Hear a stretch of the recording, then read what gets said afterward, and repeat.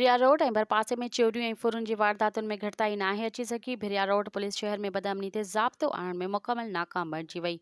राति देर सां नामालूम चोर मेन स्टेशन रोड ते अकबर आसिफ जी दुकान जो तालो तोड़े 1 लख खां वधीक रोक रक़म ऐं ॿियो क़ीमती सामान चोरी करे विया।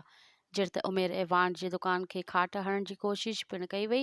मुतासिरनि इन मौक़े ते ॿुधायो त राति देर सां नामालूम चोर असांजी दुकान जा ताला तोड़े 1 लख रुपयनि खां वधीक रोक रक़म ऐं ॿियो क़ीमती सामान चोरी करे फ़रार थी विया।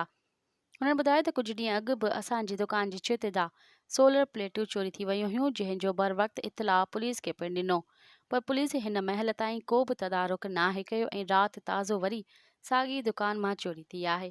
मुतासिर दुकानदारनि SSP नौशर फ़िरोज़ ऐं ॿियनि वसवारनि खां मुतालबो कयो आहे त चोरी थियल रोक रक़म ऐं सामान वापसि कराए वञे, ॿी सूरत में सख़्तु एहतिजाज कयो वेंदो।